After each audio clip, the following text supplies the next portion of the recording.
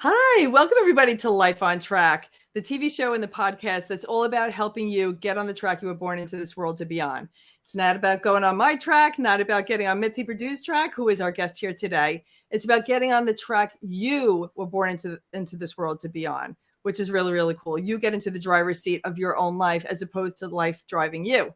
So as you guys know, the principles of this show are derived from my book, Work Love, which came out last year. #1 best-selling book that I absolutely love. And the principles are all about team building and establishing a culture of love in the workplace, in the world in general, but specifically for this book, in the workplace, and respect and love in the workplace. And also the principles in this, which we all love, Think and Grow Rich.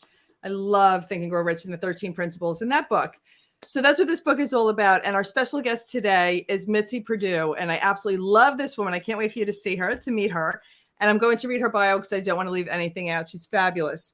So Mitzi Perdue is a businesswoman, activist, and author. She holds degrees from Harvard University and George Washington University and is a past president of the 40,000-member American Agri-Woman.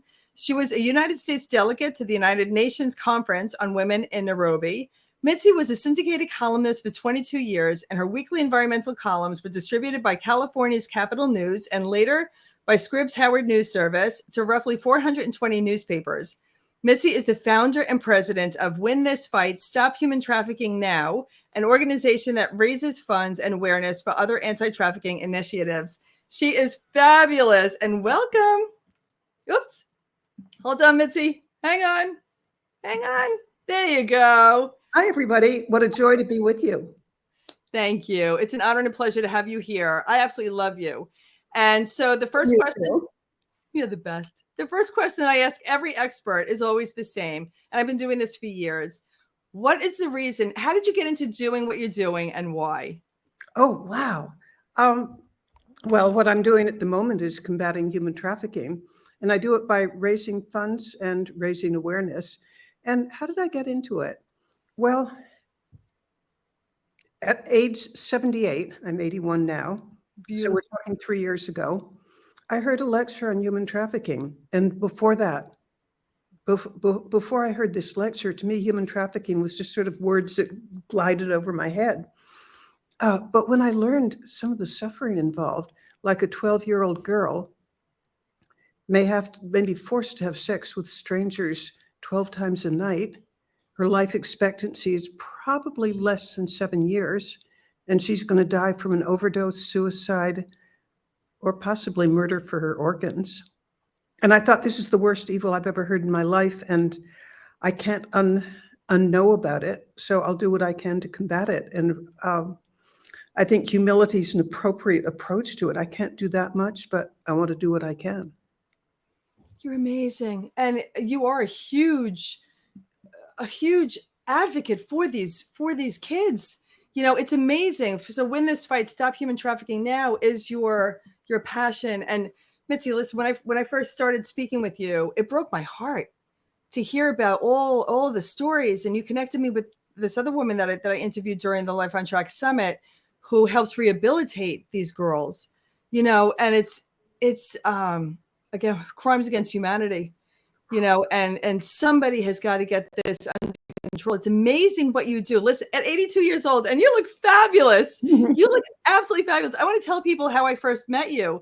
After the summit, you know, my first summit, and I'm just in my house, you know, in my office, and I get a phone call from this sweet woman who says, "Hi, can I speak with Erin Lay, please?" I said, "This is Erin." And he said, "Hi, this is Mitzi Perdue. Mark Victor said to give you a call and let you know that I'd like to be on Life on Track."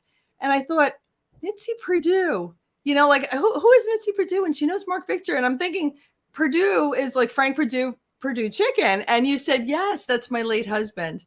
And I thought, this is amazing. Life is so cool when we let it be. And Mark Victor loved the interview. Go ahead. Okay. And in the time since then, I've written Mark Victor Hansen's biography. I know.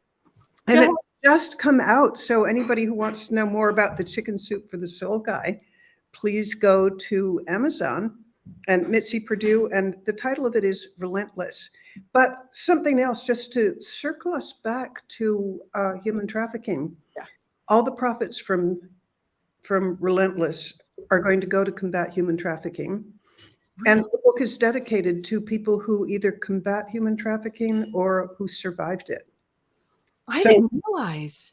Yeah. So, I'm a writer, so it extremely appealed to me, the chance to write Mark Victor Hansen's biography, because good Lord, since you know him and he's been a guest in your show, you know that this is one extraordinary guy. Yes. But there's so much that's unknown about him, because if you've read Chicken Soup for the Soul, you probably know that he's really good at telling redemptive stories that will change people's lives.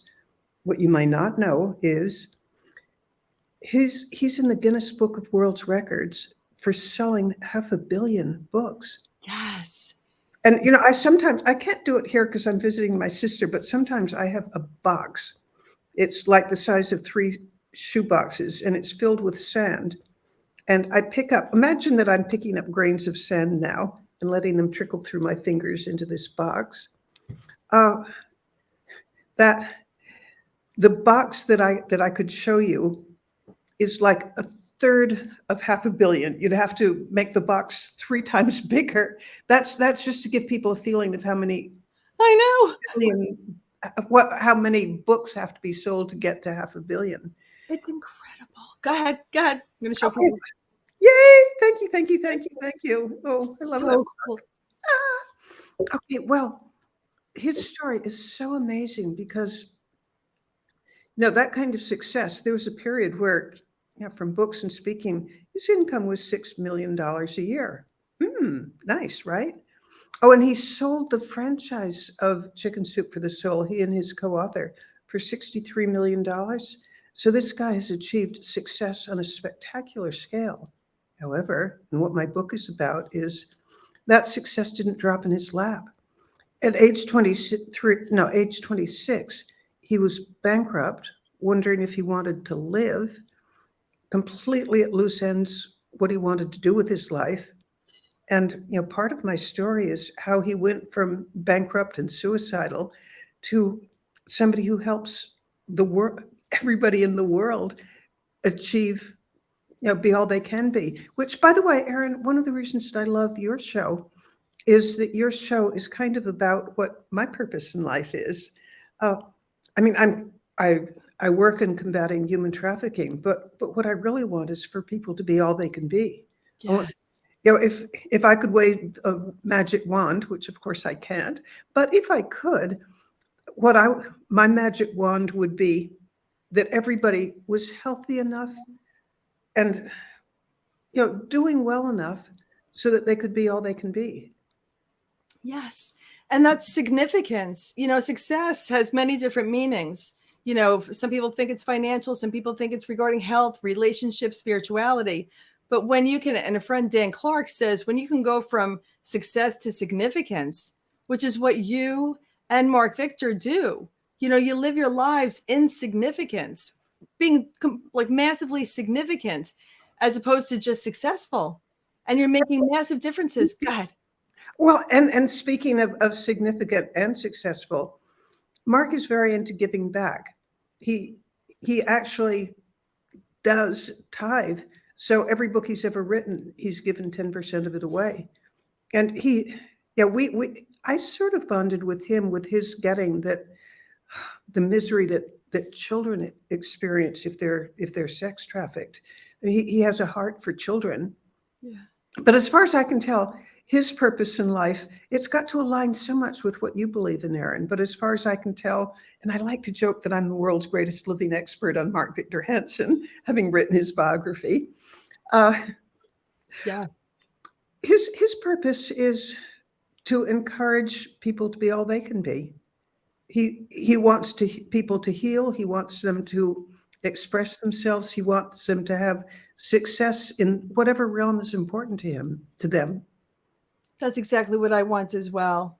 And that's why I love being with you and Mark, and the show Life on Track is, like I said in the very beginning, it's not about going on somebody else's track and, or the society's track. It's about what lights you up getting out of bed in the morning, like what makes you feel so good throughout the day.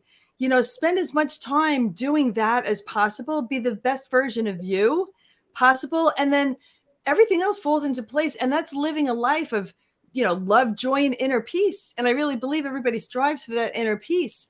And that's pure joy when you have that. And I love what you're doing with the human trafficking. And you told me a story about how like world leaders would donate jewels for you or antique furniture, and you'd have auctions. Like, can you tell us about that? Because it's fascinating. Well, actually, all right, this is going to get into some real nitty gritty stuff, and it might even get me into legal troubles. Oh, I don't want that. I don't want anybody. Okay, here goes. Taking me down with you, Mitzi. We're Okay. in this together. Okay, and it's also embarrassing, but something horrible happened to me that turned out to be absolutely wonderful. But here's what happened.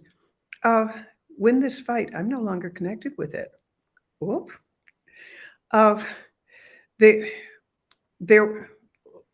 see, I don't want to get in trouble with lawsuits, because my attorney said, you're skating on really thin ice if you explain what happened. Okay, so don't. Okay, well, so I will hint at it without seeing myself being sued. Thank you. This is so delicate because I'm so itchy to tell you everything. No. I really don't want to get you into trouble. And you and I are friends now, and I don't want to be locked up with you. But I can give you a bottom line that won't get either of us locked up. Okay. I've taken a different direction, or put differently, when this fight took a different direction. And so I'm no longer associated in it in any way. Okay. And after that happened, boy, was I down, because I'd put years of my life into this, and made contacts and friends, and I'd written articles, almost 100, kind of building up an organization which I'm no longer associated with. And boy, do I wish I could tell you why, but I can't. Okay.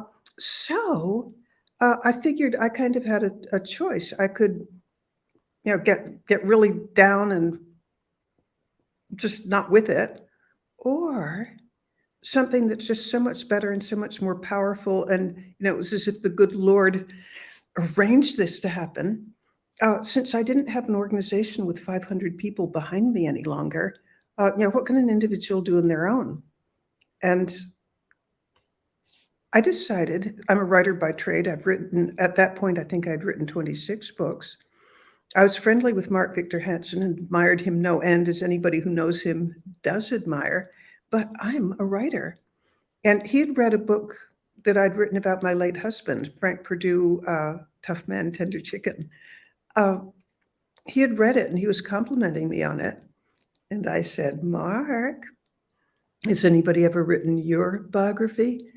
And he said, well, no. And I said, can I? And he said, yes, that he would love it. And so the beautiful thing is, total distraction from being distressed over an organization that I had put my soul into, being no longer associated with it.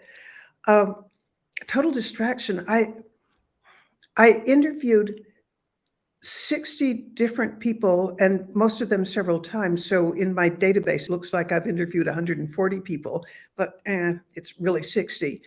But interviewing all these people who loved Mark, people who found fault with him. And a fascinating thing about Mark, he had no trouble whatsoever with me talking with people whom he had had a falling out with. He wanted it warts and all. He wanted the real person. And by the way, I decided that since my ability to fundraise was somewhat cut short by not being associated with a charitable organization, that I could raise money by dedicating any royalties from Relentless, the Mark Victor Hansen story, that I could dedicate the royalties, and I'd probably raise more money that way than any other way. But something just, tell me if you don't find this amazing.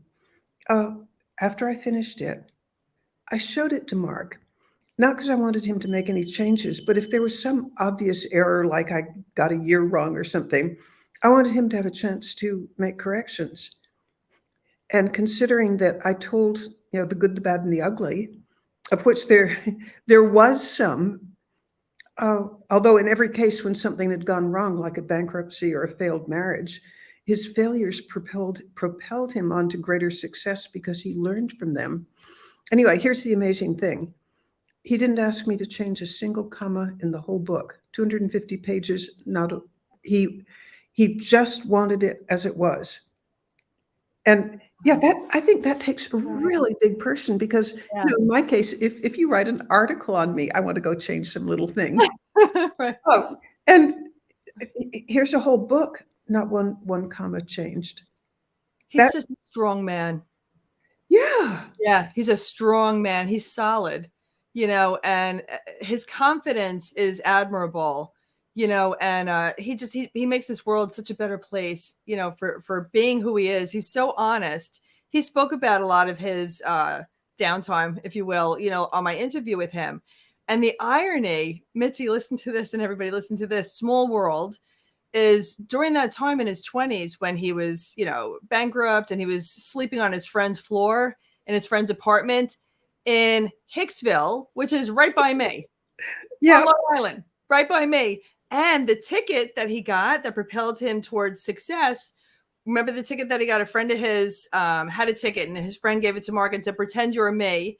Go to this event with this accountant, I believe it was. And he met with the accountant, and then he said, oh, so-and-so wants to take, oh no, Mark, he said, because he was pretending to be his friend. And he said, my friend Mark Victor wants to take you to lunch. Would he be able to take you lunch? And the guy just changed his life for the better. But that took place in Hop Hog, which my side of the street here is Smithtown. Right across the street is Hop Hog. That's just amazing. I know. It's just a small world, and we're meant to connect. I really believe that we're meant to connect. And he's an amazing man with an amazing story of overcoming and triumph. And I mean, on a magnitude that's just inspiring. And it should be, go ahead. No, I'm just dying to. Bad Mitzi, you're being rude because I interrupted you. I shouldn't. Bad Mitzi. Stop, of course. Go ahead. But here goes. One of the stories that I found most fascinating, and my sources for this story were probably 10 different people, but the Chicken Soup for the Soul series did sell 500 million books, but it was turned down 143 times. I know. He and his co-author, Jack Canfield, would go, well, here's something interesting. The book that's become the bestseller of all time of nonfiction, besides being turned down by 143 different publishers, they had hired an agent to help them sell it. Their agent fired them because he said nobody will ever buy a book like this. Isn't that amazing? And can you imagine the strength of character not to give up? Yeah. I mean, it's just mind-boggling, but it's also inspirational. Yes. And, at the time, what an amazing partnership that they didn't give up on each other. Also, Jack and Mark Victor, during those years that they came together, and they were so resourceful, whether it was just getting it into, I forget what stores it was. It could be Bed Bath & Beyond or something like that, whatever stores it was, but just getting it out there. And, Mark Victor's life is extraordinary. I have not interviewed or spoken with Jack Canfield yet, and I would like to one day.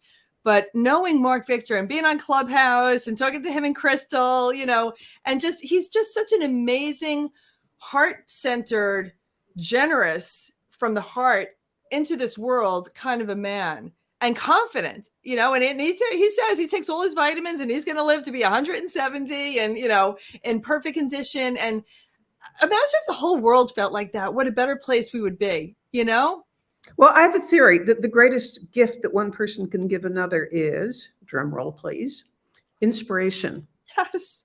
Because inspiration, it gives you direction, and it also gives you energy. And I think Mark is maybe the world's most inspiring person because, the people whose lives he's touched and changed. And as far as I can tell, he exists to serve. Yeah. And to get theological for a second, my personal belief is that this comes from an old hymn that I grew up with. Service to man is the road to God. And he exists to serve. Yes, and that is the key to life.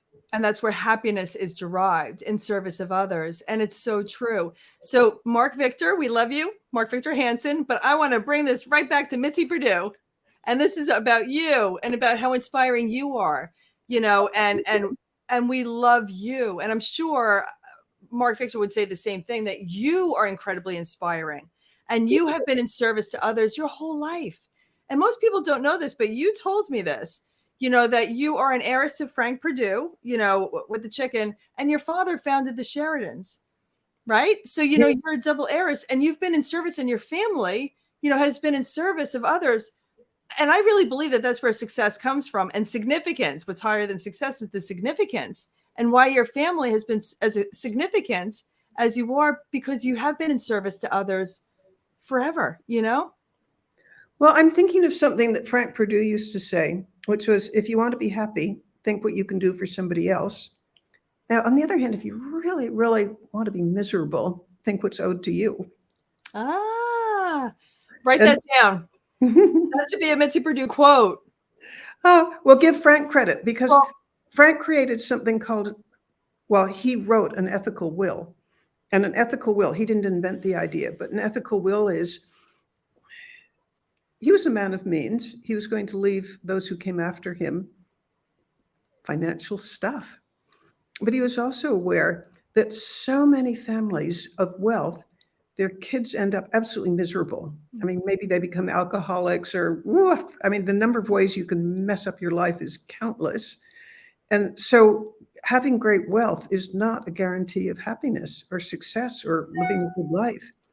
And Frank and I discussed this, how often it happens that the children of wealthy people mess up their lives. Yeah. So he decided, in addition to material wealth, he wanted to give them the values that he thought would help people be happy.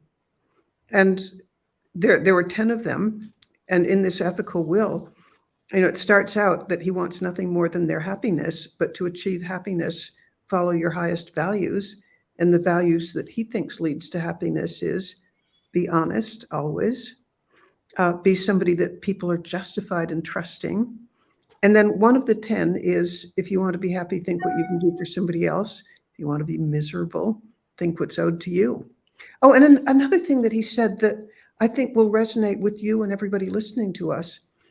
He said, for happiness, you've got to belong to something bigger than yourself. You've got to serve something bigger than yourself. And he said, you get to choose. I mean, maybe it's the environment, maybe it's, I don't know what, maybe it's the family, but you have to be part of something bigger than yourself, or you end up selfish and miserable.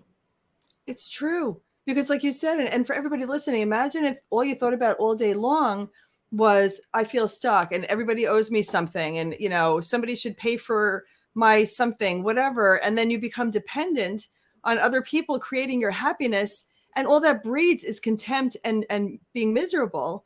And right. So you're shining a light. You're illuminating something that's so powerful and so beautiful, in that don't count on anybody else to make you happy. For everybody listening, it comes from within you. Go ahead. Yeah, it comes from within you, but how do you tap into it? Use your skills, knowledge, experience, caring, love to help others. And I'm itching to share with you what I'm up to right now. Yes, please do. I have been invited to visit Ukraine, and I'm going, I'm going in the next week, and I'll be there a week. And I've been invited by a general who's head of law enforcement for the Kyiv region. And I had written a couple of articles for Psychology Today on human trafficking, particularly in Ukraine. Okay. And somehow this came to his attention, and he invited me to come see for myself what I've been writing about. And I'm so excited about the possibility of telling some of the stories there. And I'll share one story that I've already written about, and this is from talking with people in Ukraine. When Putin invaded Ukraine, he targeted, certainly the military, but he targeted law enforcement and just civilians as well. Well, why would he particularly target law enforcement? Because he very deliberately would bomb police stations, destroy police cars, completely muck up their ability to communicate with each other. And why would somebody go after law enforcement? And there's an answer. And the answer is, if you really want to demoralize a nation, just make their heads swim and just have trouble coping. It's bad enough that a foreign country is invading you. I mean, I can't even imagine how horrific that is. But there's a step beyond that, which is destroy the civil society that has law enforcement, let the criminal element just in. Somebody's murdering somebody, somebody's stealing. You can't go call the police because the police, their ability to communicate with each other has been degraded. And so you have both the enemy without and the enemies within your own country, because I imagine that in every country that exists, you've got a criminal element that likes to destroy things. Yeah. And so the people who are having PTSD from having their country invaded, it's double because of total lawlessness. And I've got to back up and say not total lawlessness, because the police are fighting as hard as they can to restore law. Right. But nevertheless, there are people who've experienced the total lawlessness. And where does that lead, and what does that have to do with human trafficking? If you say you're a young woman, I wrote about a woman, and I make up her name, but Ludmila, or no, just let's give her an American name, Alice. Alice, her husband worked at Mariupol. I'm probably pronouncing that wrong, but that's a steel factory where the Russians were like bombarding the town for weeks and weeks and weeks. She and her husband decided that the best chance that she and her 5-year-old daughter had would be to leave and go to Poland, and he would continue to fight. He was a steel worker. Right. Now, normally it takes, I think it's give or take like a 16-hour drive to get to the Polish border. For her, it ended up being 5 days. And during that time, she was absolutely terrified, first of the Russians, but second, that somebody could rape her, somebody could steal everything that she had in the one bag that she was carrying. And it was just absolutely as traumatic and horrifying as you can imagine, because she doesn't know what's going to happen if she's going to make it. She doesn't know if she's going to be robbed or raped. She doesn't know what's going to happen to her husband. She can't communicate with them. And it turns out that the traffickers absolutely love somebody who's as a person who knows her described, when she crossed the border, she had what he describes as the 1,000-yard stare, which means that she's just not fully with it. Right. She's just, she's in deep survival mode. She has, a double dose of things that would give PTSD. And, the traffickers, this kindly man comes up to her and said, "I'm here to help you. Just get in my van and I'm going to take you to a place where, you can get a hot meal and you'll be safe." He's a trafficker. Oh my God. And okay, that happens just continuously. In the case that I just described, there was somebody nearby who intervened and said, "Hey, don't do it." But she would have just almost an automatic pilot gotten into the van and never be heard of again. It's evil. It's pure evil. It's evil. Yeah, God. I mean, imagine the suffering she's already been through. No. It's unbelievable how it's that it's as prevalent as it is still, when there's more people like you and I, like God-loving people that are so anti this. It's amazing. And I know that it's a moneymaker, and it's like the whack-a-mole, like you get some of them and more pop up that are looking for the money in this whole thing. But it's just unbelievable to me that it's not more contained, more under control, and that it's not happening anymore. You know what I mean? Like, it's just. Yeah. And I think the reason that I've been invited to come to Kyiv, but I'll also be visiting several other smaller towns. I mean, I've seen the itinerary, and boy, they're going to keep me busy. Yay. I mean, I want that. I love you. But part of their problem is, part of the problem of law enforcement is everybody knows that Ukraine needs arms. Right. A lot of people know that refugees need food and shelter and so on, but very few people are talking about what happens when law enforcement has been deliberately targeted by the Russians. So that, I mean, can you imagine if you're head of a police department and all your police cars have been rendered inoperational and No. your police stations and the police headquarters just are rubble? I have no idea. I would hope that they have like a civilian kind of policing going on, you know? Let me see if I can turn off my sister's phone. It's all okay. We don't hear it. Well, I turned it off. Who knows? Okay. I've done to her. I'm like so deep in this whole, like, oh my God. And then we turn off. I'm going to be there. I'll be back towards the end of this month. Okay. And boy, do I want to tell whatever I've learned to everybody that I can. Yes, you have to come back on here. Absolutely. Absolutely. Absolutely. I mean, what's more life on track than to help these children, these women, you know, like, and is there boys also that they're trafficking, or is it just boys? Well, the global statistics are for sex trafficking, it's like 90% girls Right. and boys.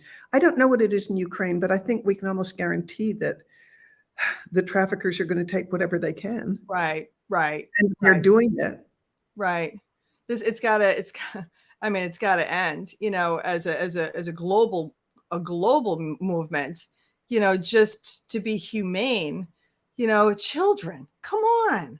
Like, how do you not protect the children? Law enforcement. I want to give a plug for my book. Go to Amazon and buy it. It's $9.99. And every penny of the royalties will go to Ukraine to help fight trafficking. And this is Mark Victor's Relentless. I actually put Mark Victor Hansen because it's in the title. I didn't realize the title was Relentless. But it's both. Mark Victor Hansen, Relentless. Okay, there you go. And all the proceeds go to your charity. Yeah, I think people are going to like the book because I've seen there's something called the Online Book Club, which I recommend to everybody, but they review books.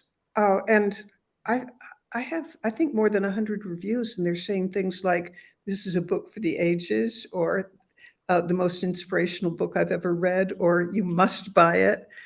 It tells stories and gives ideas for how to approach life that I mean, my hope and prayer is that everybody who reads it gets farther along their road to being all they can be.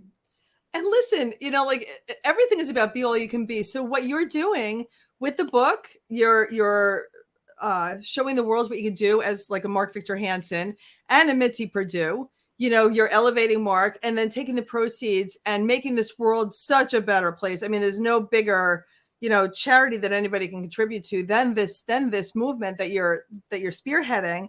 And at 82, come on, being able to get on a plane. I love you. Get on a plane and fly to the Ukraine under those circumstances. You want to talk about be all you can be. You are an inspiration. Oh, Mark Victor's an inspiration. You are an incredible inspiration. And I'm blessed to call you friend. You know what I mean? Like the blessing is equal. You're just so beautiful. You're such, you know, like in every way, you know, and all right. So how can people reach out to you? How can they buy the book? Should they go to your website? Yeah. The website is Mitzi at MitziPerdue.com. Yep. And sorry. Wait, that's my email. The website is www.MitziPerdue.com. And the one tricky thing is people might be tempted to spell Perdue like the university, but mine is Perdue, not Purdue. I thought I spelled it wrong for a second. I was like, perfect. But I don't want to lose any communication. So they can write it down. Yeah. You can look at the screen and it'll be on the screen when, as you know, as they watch the show, they'll see it on the screen, the correct spelling. Perfect. And I'd love to hear from people. And I love the opportunity to talk about trafficking and what can be done about it. I love you. I love it. And the time went by so fast with you. It's amazing. I'm just checking the time. This is astonishing. It went by so fast, and there's so much more. So when I have you back on, we'll talk about when you get back from the Ukraine. You can let us know about all about it, and then just everything else that you're up to. At 82 years old, you're so inspiring, and you don't even have a wrinkle. Eat chicken. That's right. That's the magic key. That's right. You still, Okay, you don't get that joke. My family's in the chicken business. That's right. Frank Perdue Chicken. You're still plugging him. You're still plugging the chicken. Aww. We love him. He was I used to love watching his commercials, you know. Oh, he was just the best. And I thought that he had an awful lot in common with Mark Victor Hansen, which I should talk about the next time rather than go over. Wait, what? Oh, Frank, you mean? Oh, absolutely. What a strong man and what he accomplished. You know, like you said, strong man, tender chicken. What a great title that is, but what a strong man to build, you know, such an amazing business. You know? Well, he's my life's hero. Plus, he was really nice to be married to. He was considerate and kind, and I had a great time this 17 years that we had. What a blessing. Really. What a blessing. I wish I had the opportunity to meet him, you know, but I got to meet you, and you can let us know all about him, you know. A deal. Yes. Yes. All right, everybody. Thank you so much, Mitzi Perdue, for being the amazing woman that you are. You know, I can't wait till you get back from the Ukraine to talk to you again. And however I can support you, you let me know. I would love to support you in anything and everything that you do.